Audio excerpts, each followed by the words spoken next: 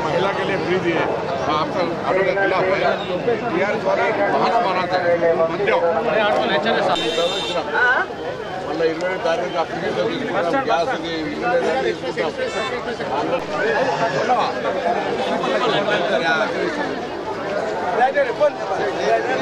ముందర ఎక్స్ప్రెస్ ఎక్కలు ఇది తీసుకోలేదు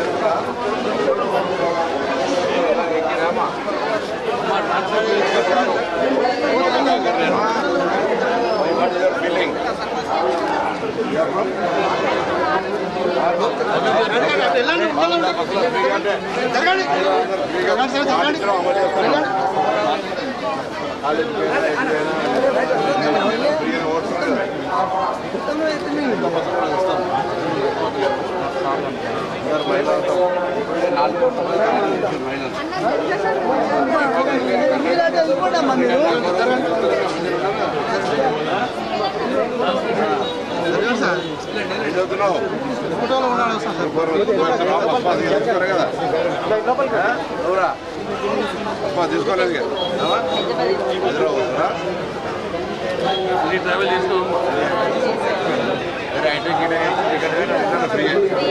బాగుంది హైదరాబాద్ పోయినావా ఎంత కిరాయి జనరల్ ఇంత ముందు 360 ఉంటే 360 సేవ్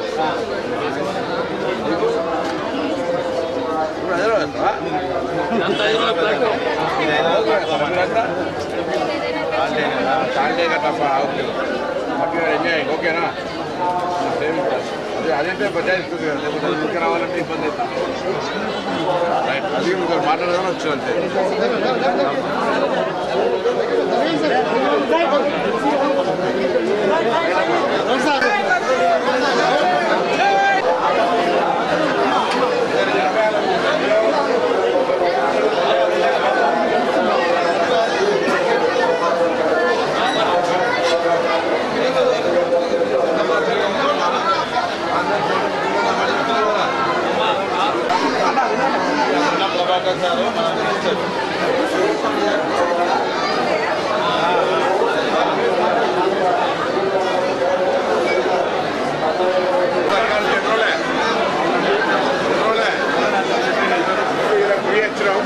కొత్త బస్సులు చెప్తారు 2000 బస్సులు చెప్తారు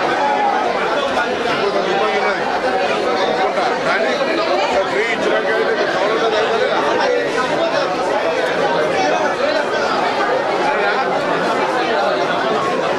సర్కార్ రాగానే కాంగ్రెస్ రాగానే బస్సు ఫ్రీ ఇస్తామని చెప్పినా కదా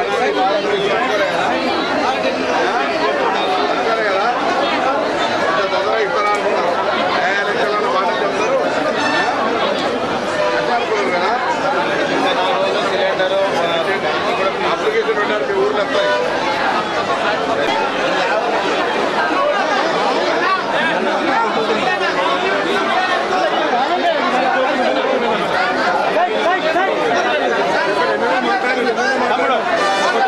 మాట్లాడినాం 28వ తారీఖు నాడు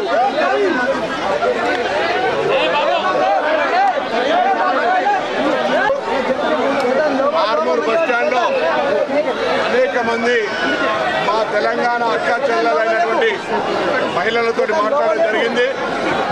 వాళ్ళు చాలా సంతోషంగా కాంగ్రెస్ ప్రభుత్వం ఇచ్చిన గ్యారంటీల్లో మహిళలకు ఉచిత బస్ ప్రయాణం అనేటువంటి అంశాన్ని చాలా సంతోషంగా ఉపయోగించుకుంటూ ఉన్నారు.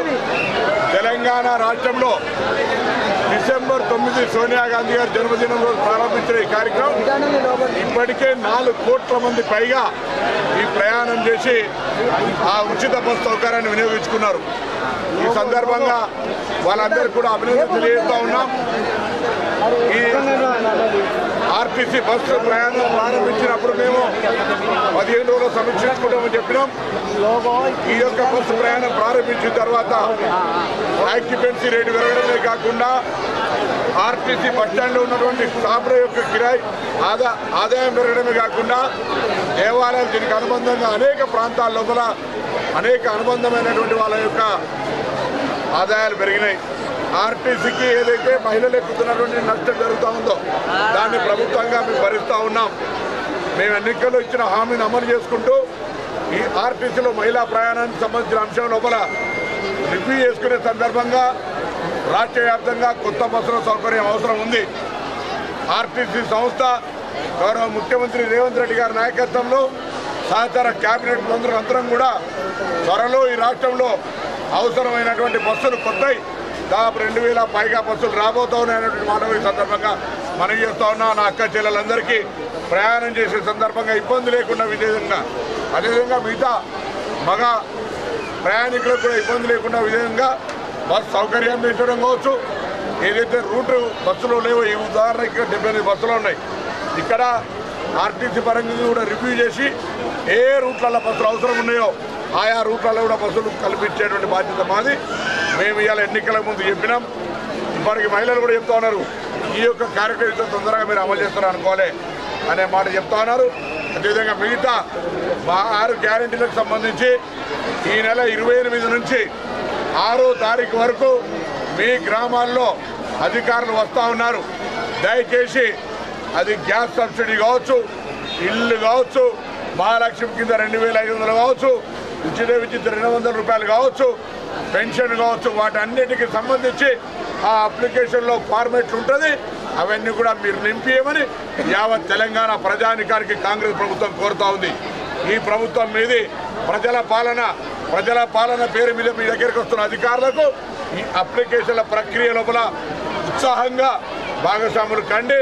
దాన్ని అందరికీ కూడా అందించే బాధ్యత క్రమేణా మాది అనే మాట సందర్భంగా నేను మనవి చేస్తూ మహిళలను కలిసినటువంటి సంతోషాన్ని సందర్భంగా సంబంధిత రవాణా శాఖ మంత్రిగా వారందరికీ శుభాకాంక్షలు తెలియజేస్తా ఉన్నాను. ఆర్టీసీ ప్రజా రవాణా సంస్థ, ఆర్టీసీ ఆస్తులు అనే ప్రజా ఆస్తులు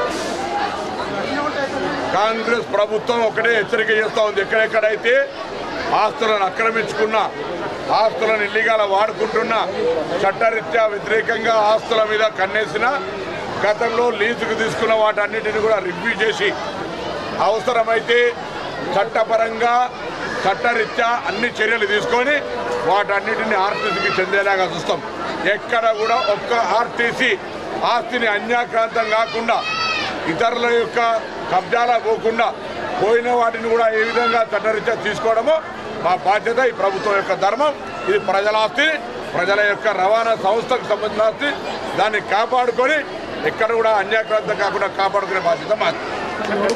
ఒకవేళ అక్కడ కొత్తగా ఏర్పాటు చేస్తే చేసుకోవచ్చు, కానీ దీని తరలించి ప్రజలకు అసౌకర్యం కలిగేసేది ఉండదు. దానికి సంబంధించి స్థానిక నాయకత్వం ఇతరత్వ సలహాకారం తీసుకొని తెస్తాం.